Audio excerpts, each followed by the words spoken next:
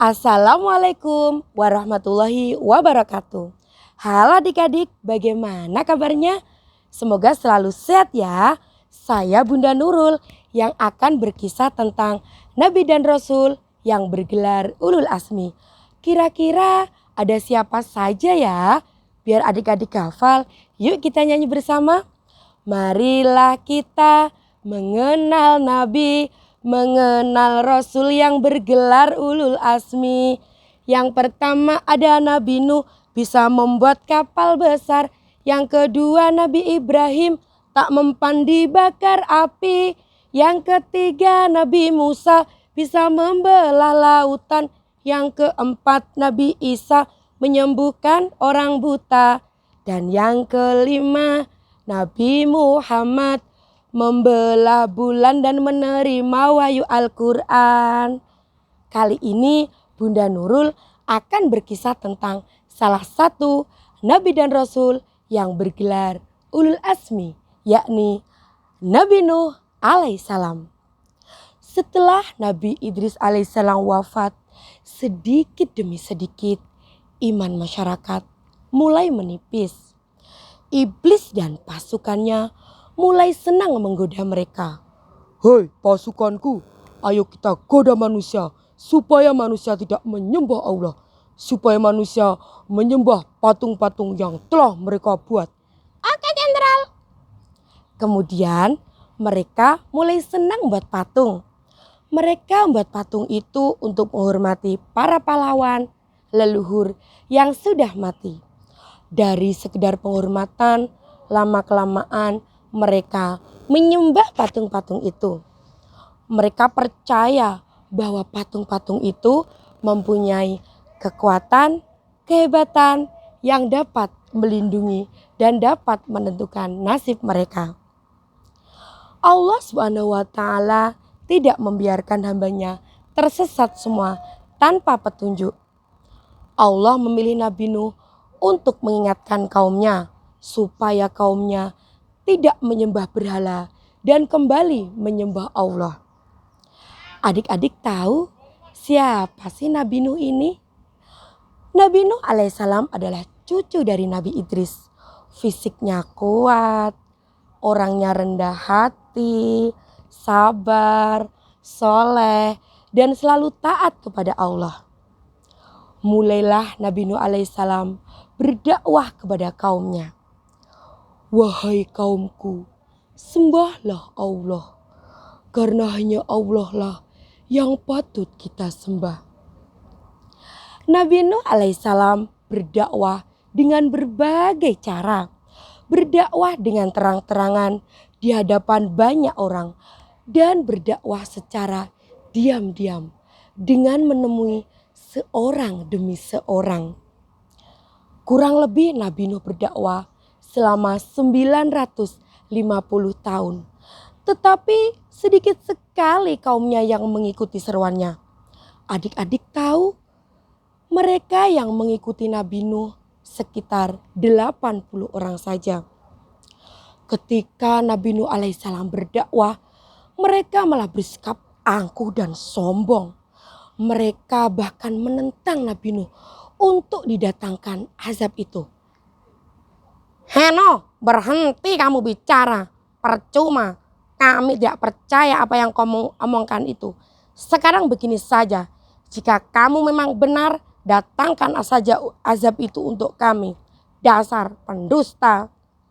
Nabi Nuh pun menjawab, sesungguhnya hanya Allah lah yang dapat mendatangkan azab itu jika Allah berkehendak. Nabi Nuh pun mengadu kepada Allah tentang pembangkangan umatnya tersebut. Kemudian Allah SWT memerintahkan Nabi Nuh untuk membuat kapal besar. Adik-adik tahu pada masa itu ilmu perkapalan belum berkembang dengan baik. Allah sendiri yang mengajari Nabi Nuh untuk membuat kapal itu. Wahai Nabi Nuh, sepertinya kayu ini kuat untuk dijadikan kapal. Insya Allah, jika Allah mengizinkan kayu ini kuat untuk dijadikan kapal. Ejekan kaum Nabi Nuh pun semakin menjadi. Melihat pembuatan kapal tersebut terasa aneh bagi mereka. Apalagi adik-adik, mereka tinggal jauh dari laut. Dan Nabi Nuh pun diejek lagi oleh kaumnya. Memang sudah benar, Nuh itu sudah gila. Masa membuat kapal di musim kemarau? Emangnya mau berlayar di hutan? Hahaha. Nabi Nuh dan para pengikutnya tidak memperdulikan ejekan tersebut. Mereka tetap tekun membuat kapal itu, sehingga kapal itu sudahlah jadi. Inilah kapal besar yang pertama kali dibuat oleh manusia. Kemudian Allah memerintahkan Nabi Nuh untuk mengumpulkan hewan berpasang-pasang.